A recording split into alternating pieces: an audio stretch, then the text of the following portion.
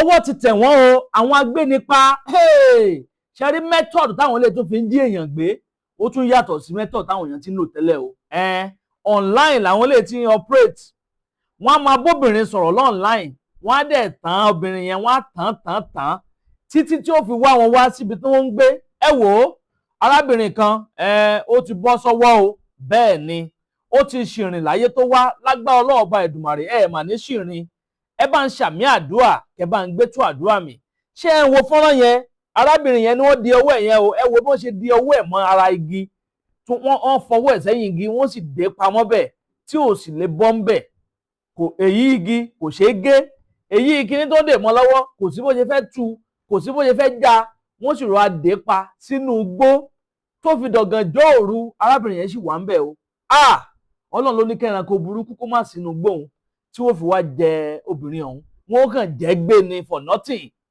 ó ti ṣìrìn láyé tó wá o gbogbo ẹ̀yin obìnrin tẹ́ ẹ rìnrìn kurì káàkiri ẹ jẹ́ tètè súnmọ́ bí kẹ́ wá fetí gbéyàwó ọ̀rọ̀ torí ìṣẹ̀lẹ̀ ilé tó ṣẹlẹ̀ sárábìnrin yìí ẹ̀kọ́ ló yẹ kó jẹ́ fún ọ̀pọ̀lọpọ̀ àwọn obìnrin pàápàá jùlọ àwọn ọmọge tí ń bẹ láyé òde òní àwọn tí ń ṣe sisi káàkiri tó jẹ́ pé kẹ́ má ti rọ́kùnrin kan online ẹ ti bẹ̀rẹ̀ sí ní mẹ́sẹ̀jì ẹ̀ bẹ́ ṣe ń ping ara yín lẹ́ ń WhatsApp ara yín lẹ́ ń Instagram ara yín lẹ́ ń TikTok ara yín ẹ jẹ́ tètè súnmọ́ bí kẹ́ wá gbélé tó jẹ́ òkodoro ọ̀rọ̀ ṣé ọkùnrin tó ṣojú wòkòwòkò tẹ́ ń wò yìí orí íńtánẹ́ẹ̀tì ni wọ́n ti bára wọn pàdé pẹ̀lú obìnrin tí wọ́n di apá àtẹsẹ̀ ọ̀hún orí íńtánẹ́ẹ̀tì ni wọ́n ti pàdé pẹ̀lú obìnrin tí wọ́n dè lọ́wọ́ ẹ̀ tí wọ́n dè mọ́gì yìí àfẹ́ra ẹni náà fi bẹ̀rẹ̀ o ó wá ní kó máa wọ̀ ń bọ̀ wá sí ìpínlẹ̀ Kogi agbègbè kan tí wọ́n ń pè ní Badu District ní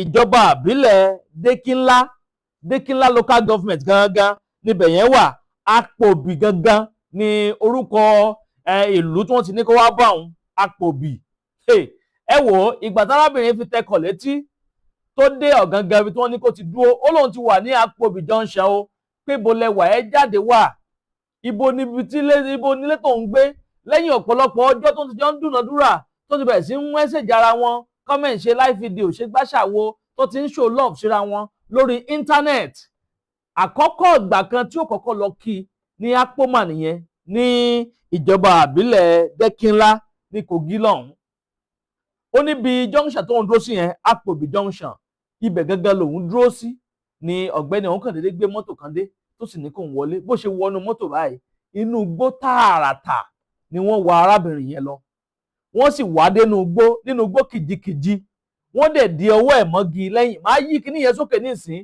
tẹ́ farabalẹ̀ gbọ́ gbogbo àlàyé ọ̀rọ̀ gbogbo ọ̀rọ̀ ti jẹ́ gan ní pàtó wọ́n di ọwọ́ ẹ̀ mọ́gi wọ́n sì transfer 100,000 naira tó ṣẹ́kù nínú àkáǹtì ẹ̀ wọ́n transfer ẹ̀ sínú àkáǹtì Sportybet kan Sportybet yẹn gan wọ́n fi ń dá nǹkan lẹ̀ online o wọ́n transfer owó yẹn wọn ò lè transfer yẹn sínú personal account wọ́n transfer sínú Sportybet account according to nǹkan tí wọ́n sọ torí ọ̀gbẹ́ni yẹn ń sọ̀rọ̀ ó nínú Sportybet account kan làwọn transfer owó yẹn sí ẹ sì mọ̀ pé tó bá ti wọnú Sportybet account àti bẹ̀ bóyá wọ́n fi play Sportybet ní o wọ́n fi play football bet tàbí nǹkan ajá ń sáré owó ń jóná wọ́n sì lè decide pé àwọn ò play kankan kó ra withdraw gbogbo owó yẹn padà sínú personal account wọn ẹ wá rí i pé ìjàmbá ńlá gbà ni wọ́n ń fi àwọn kinní ni wọ́n fi ń dálẹ̀ online torí nígbà táwọn ọlọ́pàá bá bẹ̀rẹ̀ ìwádìí ọ̀fíntótó wọn lórí ibi tó transfer owó sí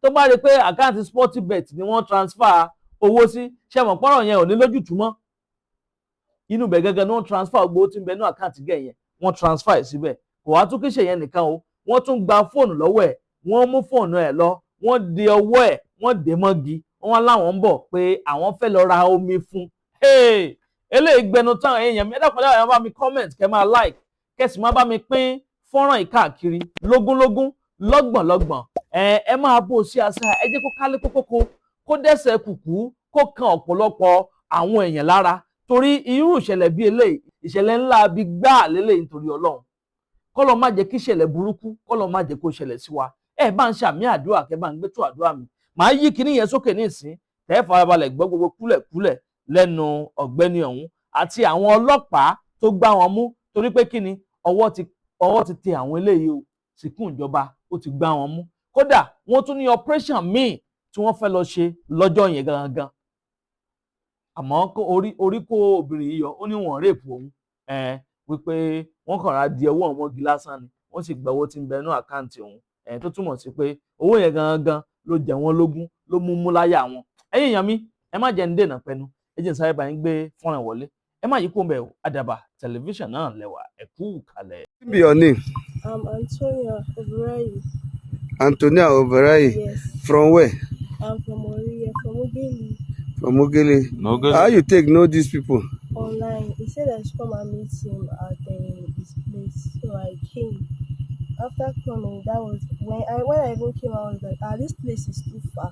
He was like, he's staying at this place, and I don't know yet.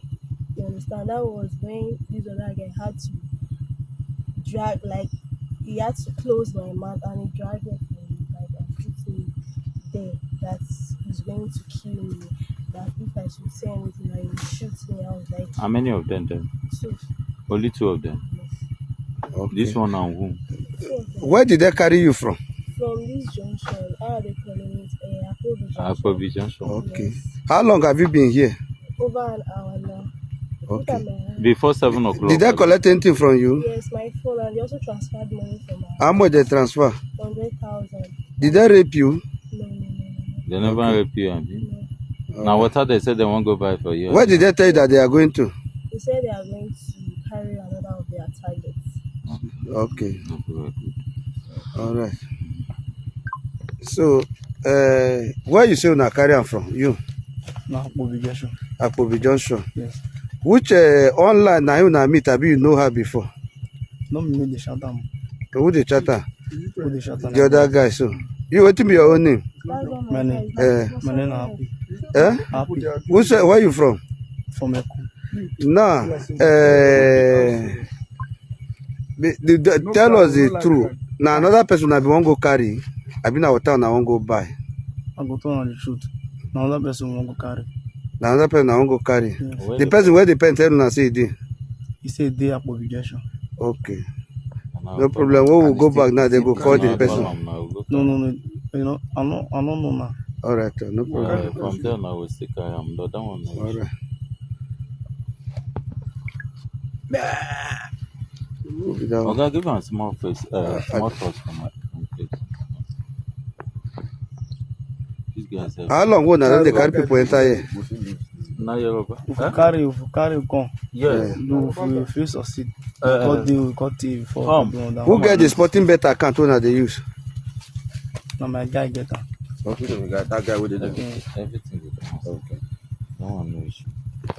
ẹ tún káàbọ̀ padà yẹn mi bó lẹ ṣe rí sí ààrẹ ìpínlẹ̀ ní agbára díẹ̀ ṣé ń gbọ́rọ̀ rírùn lẹ́nu àwọn ọ̀gbẹ́ni yẹn báyẹn àwọn ọ̀daràn burúkú ayé lélẹ́yìí àwọn tí ń ba ayé aláyé jẹ́ ẹ mẹ́sẹ̀jì obìnrin náà láì fẹ́fẹ́fẹ́ ẹni kó máa bọ̀ wá nígbà tó yẹ pọ̀pọ̀lọpọ̀ àwọn obìnrin náà ọpọlọ wọn ti dorí kodò ó mìtèèyàn tàì mìtèèyàn ó ti bẹ̀rẹ̀ sí ń gbé ó ti tẹkọ̀ létí ó ń lọ sí Kogi ìlú tó ò dé rí tó ò anybody sí for goodness sake torí ìjẹkújẹ táwọn obìnrin míì fẹ́ jẹ kò jẹ́ kí wọ́n lè ronú mọ́ eléyìí ti bọ́ sọ́wọ́ báyìí Ọlọ́run ló yọ ká ní pé wọ́n ti pádànù sínú igbó yẹn ó kú gbé